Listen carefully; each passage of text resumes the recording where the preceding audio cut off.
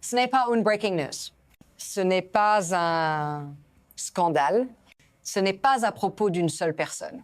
C'est plus froid que ça, plus ancien, plus mécanique. C'est une défaillance silencieuse d'un système qui, quand il commence à glisser, ne s'arrête pas parce qu'on le veut, il s'accélère parce qu'il le peut. Vous avez été entraîné à chercher des visages, des discours, des moments, mais le danger réel ne ressemble jamais à un moment. Il ressemble à une normalité qui se déforme, lentement, puis d'un coup. Et quand ce basculement arrive, il ne prend pas seulement une monnaie, il réorganise la propriété, il choisit des gagnants et des perdants sans demander votre avis. Si vous voulez comprendre ce qui est en train de se mettre en place, abonnez-vous, restez ici. Parce que la question maintenant n'est pas qu'est-ce qui s'est passé, c'est qu'est-ce qui contrôle encore le système et depuis quand. Avant d'aller plus loin, il faut déplacer le regard. Parce que ce qui contrôle le système aujourd'hui n'apparaît jamais dans un discours. Ce n'est pas une élection. Ce n'est pas un dirigeant. Ce n'est même pas une idéologie. Ce sont des contraintes, des chiffres qui ne débattent pas, des équations qui n'ont pas d'opinion.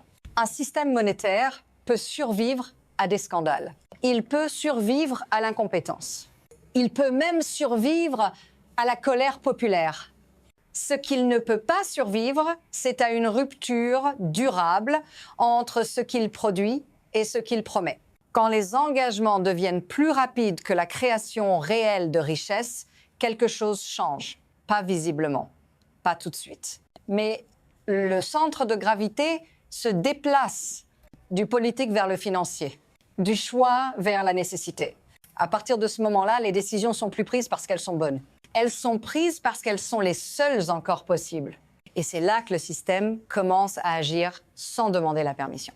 Mais pour comprendre comment on en est arrivé là, il faut regarder ce qui a changé lentement au point de devenir invisible. Il y a toujours un moment où le danger devient indétectable. Pas parce qu'il disparaît, mais parce qu'il s'installe. Avant, la richesse venait d'un endroit clair. Produire, échanger, construire, quelque chose qui n'existait pas encore. L'argent suivait l'effort, la valeur suivait le travail. Puis, presque sans débat, l'ordre s'est inversé. Aujourd'hui, la promesse arrive avant la production. La dépense arrive avant la création. La stabilité est maintenue non pas par ce qui est produit, mais par ce qui est reporté. Avant, quand un système atteignait ses limites, il ralentissait. Maintenant, il accélère. Parce que ralentir révélerait ce qui manque déjà. Ce changement n'a pas fait la une. Il a été normalisé, budget après budget, programme après programme, intervention après intervention. Et plus ce modèle devient familier, plus il devient dangereux. Parce que les systèmes ne s'effondrent pas quand tout va mal. Ils s'effondrent quand tout semble encore tenir. Et c'est précisément à ce moment-là qu'un premier choc apparaît, pas comme une cause, comme un signal. Il y a un moment précis où le système cesse d'absorber la pression et commence à chercher de l'air ailleurs.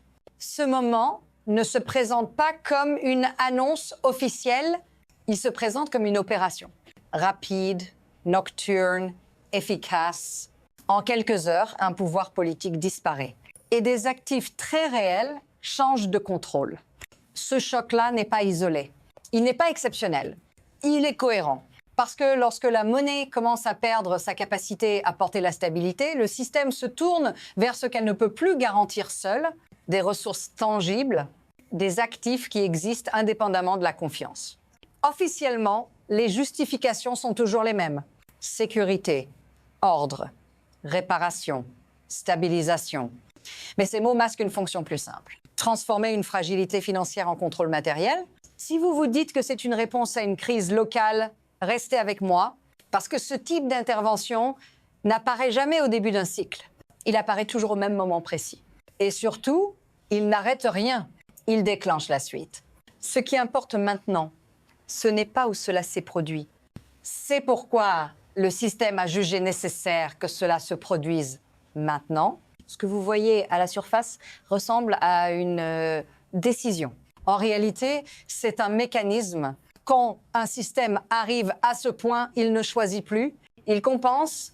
La monnaie, autrefois, servait à mesurer la valeur. Maintenant, elle sert à différer le coût et plus ce décalage s'allonge, plus le système doit trouver autre chose pour soutenir la promesse. C'est là que le transfert commence.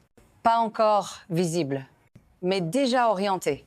Ceux qui ont accès aux actifs réels sont protégés, pas parce qu'ils sont plus intelligents, mais parce qu'ils sont positionnés du bon côté de la structure. Le reste de la charge est absorbé ailleurs, par l'épargne, par les revenus fixes, par le pouvoir d'achat qui s'érode sans jamais être officiellement retiré. C'est une redistribution sans vote, sans annonce, sans ligne budgétaire identifiable. Et le plus troublant, c'est que ce mécanisme donne l'illusion de fonctionner. Les marchés tiennent, les institutions continuent, la routine reste intacte.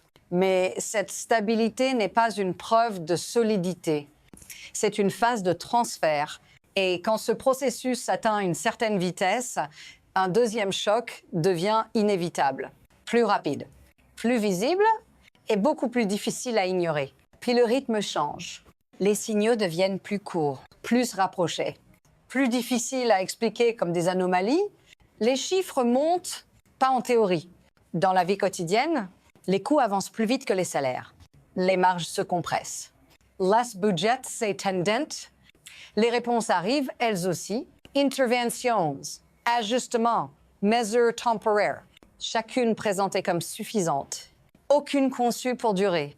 Le système ne ralentit pas. Il accélère pour rester debout. Les décisions deviennent réactives, puis défensives, puis automatiques. À ce stade, même ceux qui pilotent ne contrôlent plus vraiment la trajectoire. Ils gèrent l'instant, ils achètent du temps, et pendant que l'attention se focalise sur les symptômes visibles, le mécanisme interne continue son travail. Silencieux, implacable, c'est là que la pression se déplace. Des institutions vers les individus, des bilans vers les foyers. Vous commencez à le sentir avant de pouvoir le nommer. Une tension diffuse, une impression que l'équilibre devient plus fragile. Et c'est précisément à ce moment-là que la question cesse d'être abstraite parce que le système ne touche plus l'économie. Il commence à toucher vous. À ce stade, ce n'est plus une courbe. Ce n'est plus un débat d'experts. C'est votre quotidien. Vous le voyez dans ce que vous repoussez, un achat plus tard. Un projet remis à l'an prochain, une sécurité qui n'est plus automatique. Votre argent ne disparaît pas, il devient moins capable, moins silencieusement fiable qu'avant. Ce qui change, ce n'est pas seulement le prix des choses, c'est la façon dont le risque se déplace. Il quitte les sommets du système et descend. Les institutions peuvent absorber des chocs. Vous, non. Pas de la même manière, pas avec la même marge. Et pendant que vous ajustez, d'autres se déplacent déjà. Capitaux mobiles, actifs transférés, options ouvertes ailleurs. Ce n'est pas une trahison. C'est une lecture du système. Si cette analyse vous aide à voir ce qui se joue sous la surface, restez avec moi. Parce que ce qui arrive ensuite ne concerne plus un pays ni une monnaie. Quand un système entre dans cette phase, ses effets ne restent jamais confinés. Ils se propagent. À partir de là, ce n'est plus une dynamique interne, c'est une onde. Quand la confiance commence à se fissurer dans un système central, les autres ne l'attendent pas pour réagir. Ils s'ajustent, silencieusement, prudemment. Les échanges changent de forme avant de changer de visage. Les règlements se déplacent, les réserves se diversifient. Les dépendances se réduisent sans communiqué officiel. Rien ne s'effondre d'un coup, mais l'architecture se fragmente. Ce qui tenait par habitude commence à tenir par calcul. Et ce qui tenait par calcul devient conditionnel. Ce n'est pas une révolte, c'est une réallocation. Les systèmes qui semblaient périphériques gagnent en importance. Les alliances se redessinent, non pas par idéologie, mais par exposition au risque. Et plus cette transition avance, plus le système central doit déployer d'énergie pour maintenir la même position. Pas pour avancer, juste pour ne pas reculer. C'est là que l'incertitude devient structurelle. Personne ne sait exactement quand l'équilibre cède, seulement qu'il devient plus coûteux à maintenir chaque jour. Et c'est dans cet espace entre stabilité apparente et réajustement global que le futur commence à se diviser en plusieurs trajectoires possibles. À ce point précis, le futur ne se présente plus comme une ligne. Il se divise. Il y a d'abord l'ajustement, la voie la plus calme en apparence des compromis. Des réformes partielles, une érosion lente mais gérable. Le système change sans admettre qu'il a changé. La perte est réelle, mais étalée. Supportable jusqu'à ce qu'elle ne le soit plus. Puis il y a l'érosion plus visible, plus politique. La confiance ne disparaît pas, elle s'use. Les acteurs se protègent individuellement. Les règles deviennent plus strictes. Les marges plus étroites. Le système fonctionne encore, mais pour moins de monde, de moins en moins longtemps. Et enfin, il y a la rupture. Pas annoncée, pas programmée, déclenchée par un événement que personne n'avait prévu, mais que tout le monde savait possible. Une crise de liquidité. Un choc de confiance. Un point où maintenir l'illusion coûte plus cher que la laisser tomber. Aucune de ces trajectoires n'est certaine. Mais elles ont tout un point commun. Elles transfèrent le risque et la question n'est plus laquelle se produira. C'est à quel moment vous réaliserez que le système a déjà choisi de changer. Ce que je ne vais pas faire maintenant, c'est vous rassurer. Parce que ce moment ne mérite pas d'être adouci. Les systèmes ne préviennent pas quand ils changent de nature. Ils continuent à fonctionner jusqu'à ce qu'ils fonctionnent autrement. Et quand vous vous en rendez compte, la plupart des options simples ont déjà disparu. Il n'y aura pas de signal clair, pas de discours qui dira « voici la transition ». Il n'y aura que des justifications après coup. Si vous regardez ce qui s'est passé jusque-là comme une série d'événements isolés, tout cela paraît confus. Si vous le regardez comme un modèle, tout devient plus cohérent et beaucoup plus inconfortable. La vraie question n'est pas de savoir si le système va changer, il est déjà en train de le faire. La question est de savoir si vous le regardez assez longtemps pour reconnaître le moment où il ne revient plus en arrière. Si ce travail vous aide à voir ce qui se met en place, abonnez-vous, restez attentifs. Parce que dans la suite, nous allons identifier les signaux précis qui indiquent quand une transition devient irréversible. Ce n'est pas la fin de l'histoire, c'est le moment où elle cesse d'être abstraite. Et une fois que vous voyez le modèle, vous ne pouvez plus faire semblant de ne pas le voir.